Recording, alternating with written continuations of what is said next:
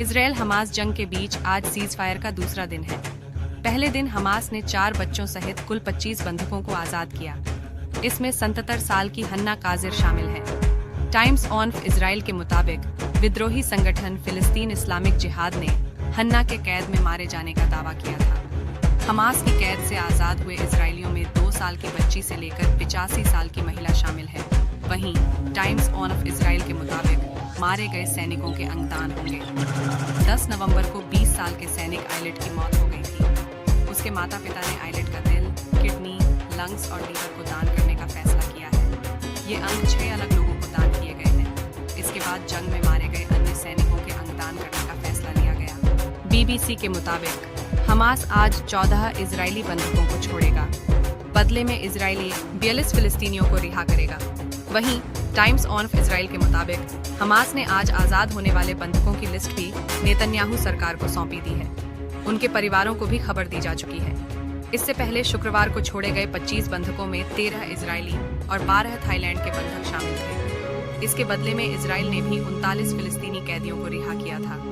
अल जजीरा के मुताबिक इनमें 24 महिलाएं और 15 नाबालिग 7 विधानसभा सीटों पर सुबह 7 बजे से मतदान जारी है। भीलवाड़ा जिले में सुबह 11 बजे तक 23 से 85% मतदान हो चुका है। शहर सहित मांडल, मांडलगढ़, सहाड़ा, हासीन, शाहपुरा व जहाजपुर विधानसभा सीट पर कुल 61 उम्मीदवार आमने सामने हैं। मिनी नागपुर के नाम से प्रसिद्ध भीलवाड़ा शहर में इस बार भाजपा ने 3 बार के विधायक विट्ठल शंकर अवस्थी को चौथी बार अपना प्रत्याशी बनाया है। वहीं कांग्रेस ने पूर्व नगर परिषद सभापति ओम नारायणीवाल को मैदान में उतारा है। निर्दलीय प्रत्याशी अशोक कोठारी ने मुकाबले को त्रिकोणीय कर रोचक बना दिया है। दोपहर 1 बजे तक 39 से 67% मतदान हो चुका है, जबकि रूपहली में प्रदूषण से परेशान ग्रामीणों ने मतदान का बहिष्कार किया है। वहीं कई जगहों मतदाताओं की लंबी लाइनें लगी हैं।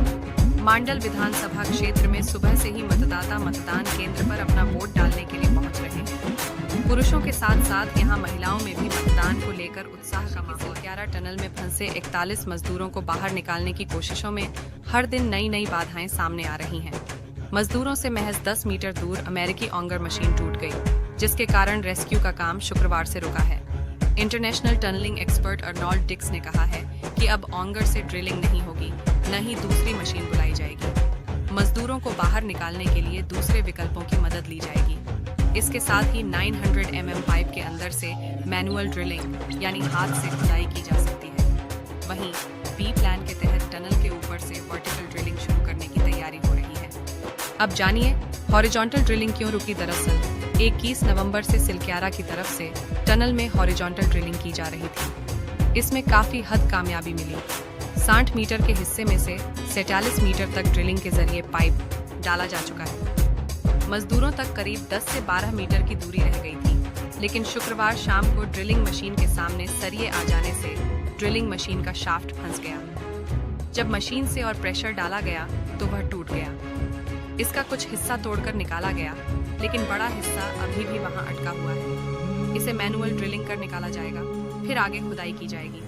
दरअसल पाइप में एक ही व्यक्ति जा सकता है और खुदाई कर सकता है, इसलिए ऐसा करने में काफी वक्त लग सकता है। अब प्लान बी वर्टिकल ड्रिलिंग, लेकिन यह बेहद खतरनाक सिलक्यारा साइड से ड्रिलिंग फिलहाल रुकी हुई है। इसके चलते प्लान बी पर काम हो रहा है। इसमें हिल टॉप से वर्टिकली खुदाई की जाएगी। हिल टॉप साइड पर सामान जुटाया जा रहा है और प्लेटफॉर्म तैयार किया जा रहा है, जिस पर मशीन रखकर ड्रिलिंग होगी। ये वर्टिकल ड्रिलिंग का शाफ्ट है, जिसे हिल टॉप पर ले जाया जा रहा है। इस काम को सतलुज विद्युत निगम लिमिटेड SVN अंजाम देगा।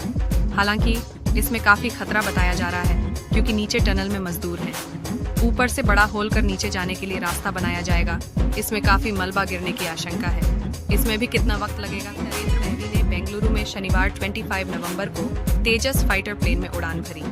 PM ने कहा, फाइटर प्लेन में बैठने के बाद PM ने लिखा, तेजस में सफलतापूर्वक सॉर्टी की। ये गजब का अनुभव रहा। इस उड़ान से मेरे अंदर देश की स्वदेशी क्षमताओं पर भरोसा और बढ़ गया।